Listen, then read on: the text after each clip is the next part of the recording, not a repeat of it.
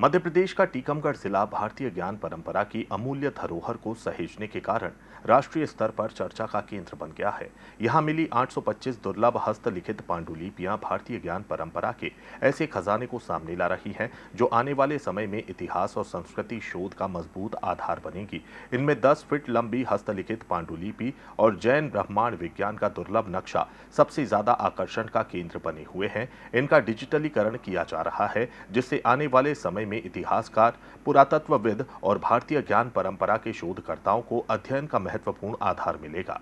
विशेषज्ञों का मानना है कि कागज, लिपि और संरचना के आधार पर यह नक्शा 18वीं से 19वीं शताब्दी के बीच का है। यह केवल धार्मिक दस्तावेज नहीं, बल्कि भारतीय गणित, ज्यामिति और दर्शन की समृद्ध परंपरा का भी उत्कृष्ट उदाहरण है। और ये जो हमारी ये धरोहर है, ये पूर्वजों की दी हुई है, जो वो दे के गए थे कि इसको संभाल के रखना, जो हम लोगों ने उसको संभाल के रखा और लेमिनेशन के रखा कि जिससे वो जीर्ण शीर्ण ना हो, इसलिए उनको बहुत व्यवस्थित तरीके से हम लोगों ने संभाल के रखा है इसको। केंद्र सरकार की पहल पर पांडुलिपियों का संरक्षण और डिजिटलीकरण किया जा रहा है। अब तक सैकड़ों पांडुलिपियां ऑनलाइन की जा चुकी हैं और अनेक पांडुलिपियों को भारत ज्ञान मंडल की स्वीकृति भी मिल चुकी है। इन ग्रंथों में धर्म, दर्शन, चिकित्सा, ज्योतिष, गणित, भूगोल और सामाजिक जीवन से जुड़े दुर्लभ विषयों का विस्तृत वर्णन मिलता है। विशेष रूप से मिला जैन ब्रह्मांड विज्ञान का प्राचीन नक्शा इतिहासकारों और शोधकर्ताओं के लिए बेहद महत्वपूर्ण माना जा रहा है। ताऊ जी आदि पिशाच जी वर्णी, और जब वो मुनि हुई है तो मुनि होने के बाद वो ये सब पूरा साहित्य हम लोगों को सौंप के गए हैं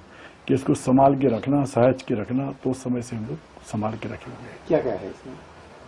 इसमें एक तो 12 भावनाथ से संबंधित है, राजा राणा भी है, कई शिक्षक मंडल विधान कैसे होना चाहिए उसका भी साहित्य है, अन्य जो शांतिनाथ विधान या अन्य जो भी संबंधित साहित्य से संबंधित है वो सब है इसमें। शिक्षक विधान का भी उनका साहित्य है, कैसे होना चाहिए, विधान की विधि क्या है, ये सब पूरा उन्होंने शायद लिखा है।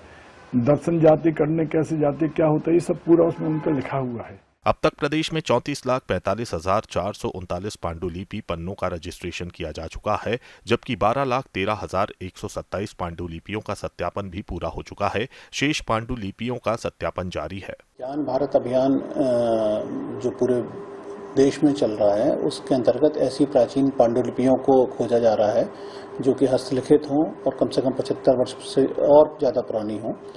इस क्रम में टीकमगढ़ में हमारे यहाँ सबसे पहले जो नगर भवन की जो हमारी लाइब्रेरी है, उसमें ऐसे 75 हस्तलिखित ग्रंथों की जानकारी चूंकि मुझे भी प्राप्त थी जो कि अपठनीय थे, तो सबसे पहले हमने उनको देखा। उनमें जब उनको पढ़ने की कोशिश की गई और एआई के माध्यम से भी पढ़ने की कोशिश की गई, तो ये ऐसा पता चला कि ये जो है काफी प्राचीन संस्कृत, प्राकृत और जो पुरानी अपनी लिपियां हैं उनमें ये लिखी हुई पुस्तकें थीं।